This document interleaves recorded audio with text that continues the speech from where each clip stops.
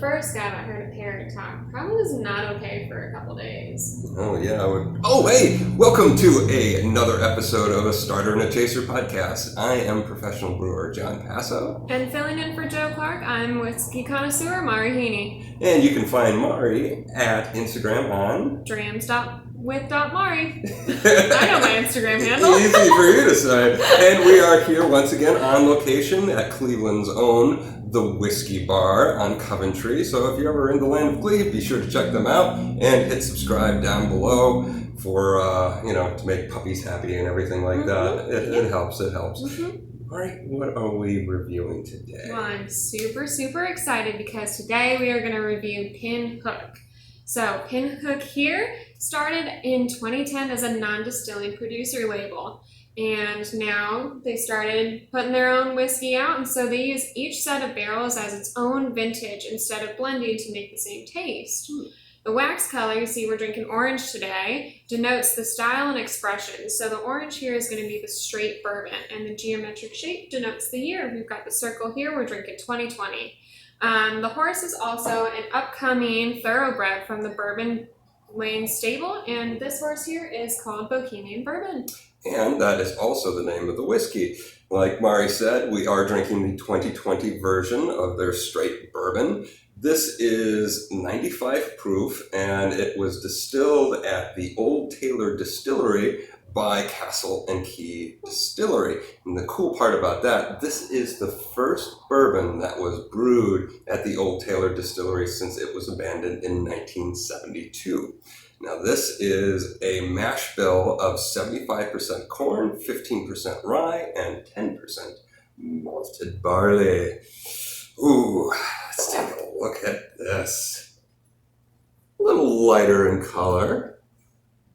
What do you smell on the nose there, Mari? Ooh, very sweet. Very sweet, like lightly caramel, but honestly a lot of corn syrup on this. I mean, it's like opening a fresh bag of Halloween candy. Oh, wow. Huh. So super, super sweet. Very sweet. Sweet in a good way. It's not a hollow sweet. Like I said, there are some notes of vanilla, some notes of caramel there that you would expect in a bourbon. Lots of corn. Okay. Picking up any barrel or anything? Any heat or? Not on the nose, no. Okay. Well, shall we dive in? Yes, please. Prost. Cheers.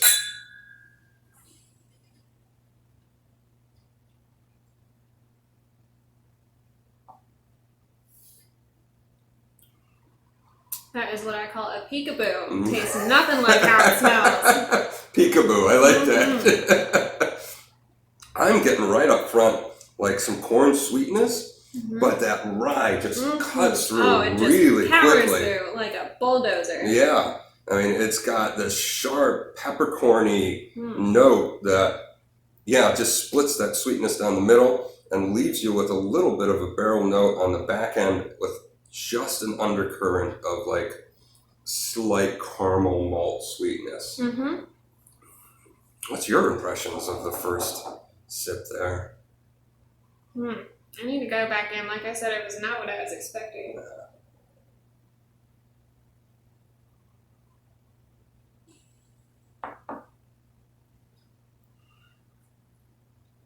I would say, I think the spice that's in here pulls more like nutmeg than clove, because it's more earthy rather than floral. Okay.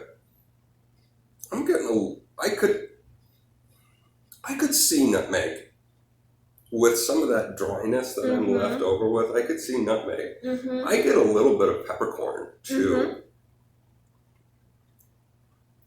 In the beginning, there's like a touch of grassy, like with that sweetness, but then it's like gone in a flash. An interesting drink.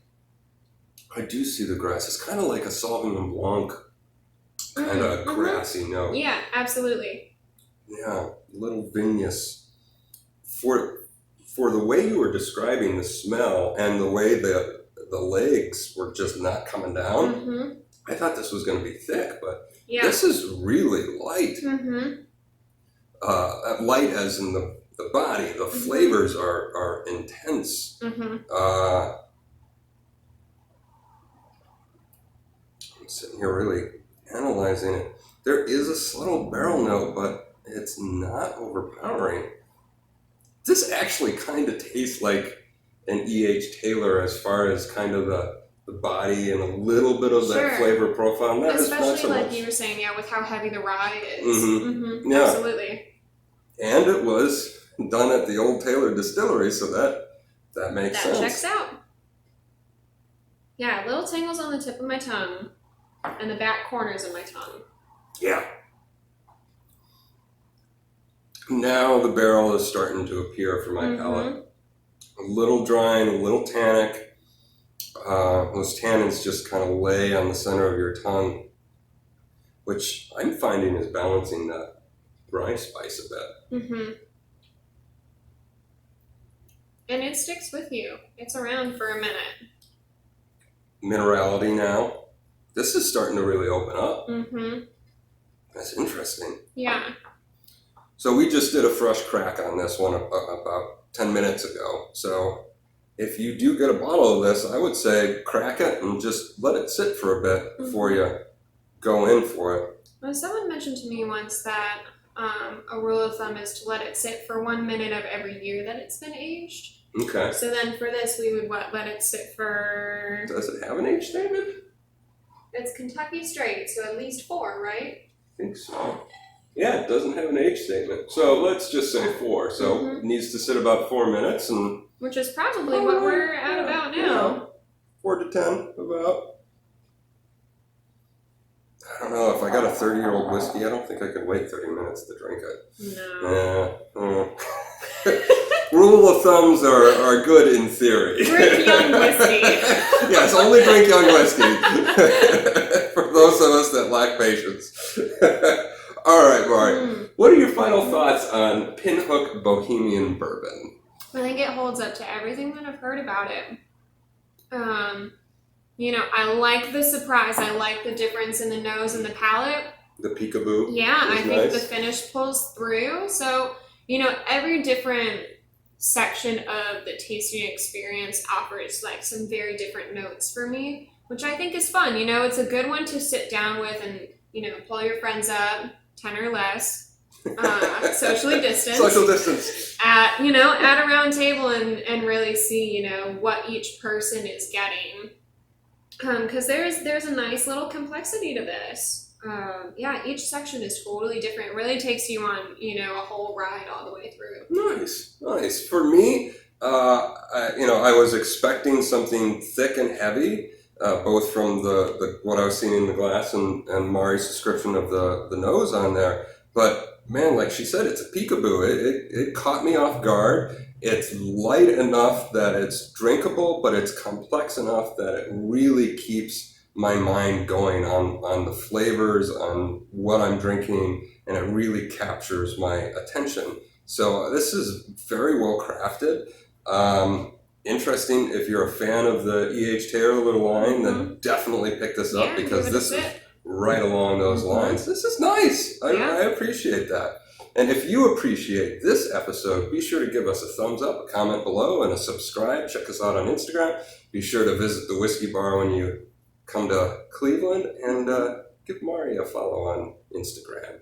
The Gram of Insta. The Gram of Insta. The Gram of Insta. So, what do you think the first parrot said? Holy shit, it's human!